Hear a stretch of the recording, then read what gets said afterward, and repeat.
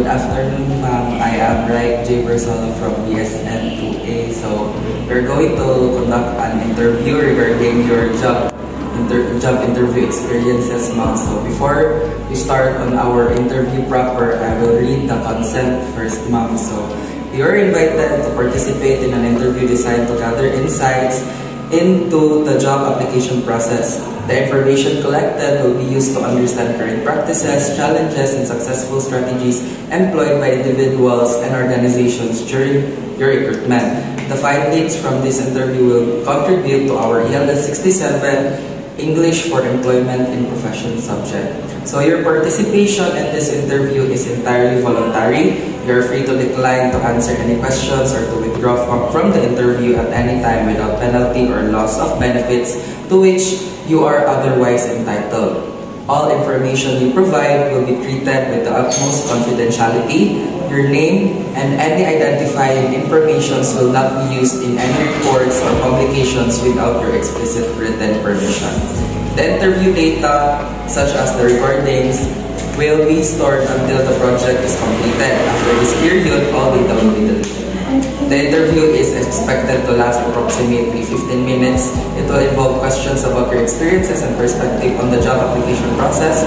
With your permission, the interview will be video recorded to ensure accuracy of transcription. So, ma'am, is it okay na mag-video record lang me for our project, ma'am? Yes, I agree. Okay. So, we can now start for our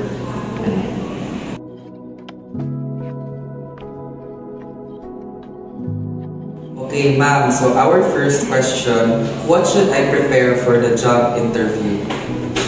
First, I prepare myself mentally and physically so that during the interview, I will be able to answer. And I also research about the company hired me, what is the purpose of this mission in addition, so that I can. Thank you, ma'am.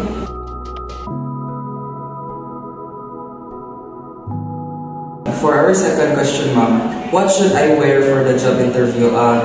Is there any specific na kanang gina-require sa katong gi-applyan ni mga hospital, ma'am? Or like kanang pwede ra nga corporate attire lang, ma'am?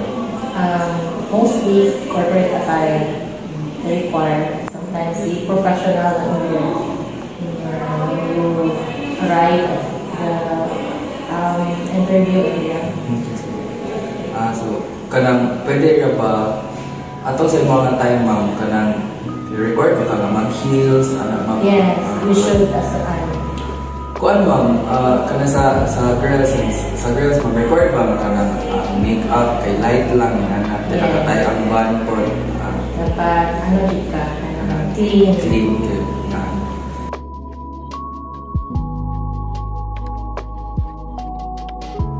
Okay, so in an interview, ma'am, should we speak in English or use another language based on the discussion?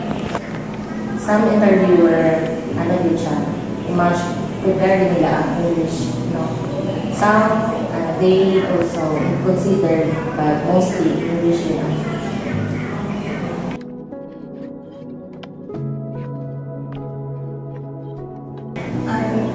Kanang naka-instance, ma'am, kanang question ito, ma'am, na i-research lang ang pangutanan, and how do you answer the question? Yeah, sometimes kung based on your weaknesses, sometimes kung mostly na i-ask is your weakness or your strength.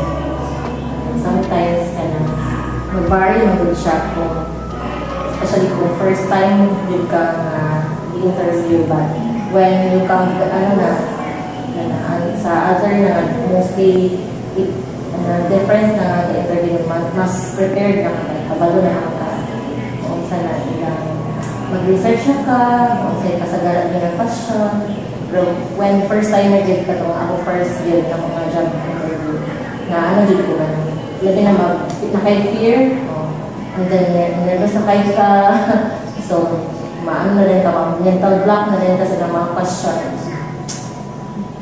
Sa imong time, ma'am, itong pag-interview sa imo, ano sa may pinakalisod na question so far? So far kung sa kuan itong nag-experience ko katong kaysa procedural, okay raman, procedures, schools, mga learning. Dito ko nakuha katong pag-una sa mga weaknesses. Again ako siyang elaborate dito. Since nakapunta tayo sa about interview mo, napakang mahatag sa mga advice or tips para sa mga first date ka lang, during interview, ka lang handle mo siya mag but when ano lang ka, pause in a while, then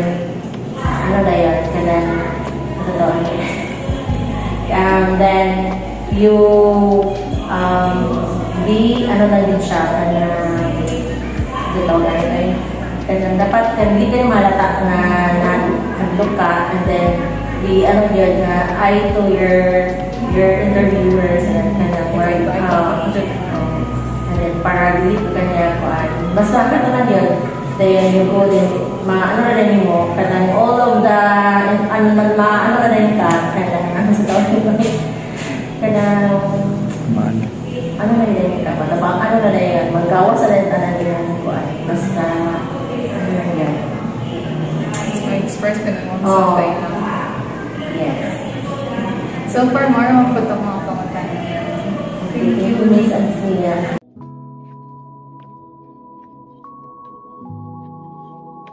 After our interview, I realized a lot of things on our future job interview experiences. One of them is that I realized that you really need to sell yourself to the company you're applying to, since they need to know what are they going to expect on you as a worker for their company. So selling yourself is really a vital role in the job application process. So everything needs to be presented, including the impression from your clothes, your posture, your behavior towards the interview.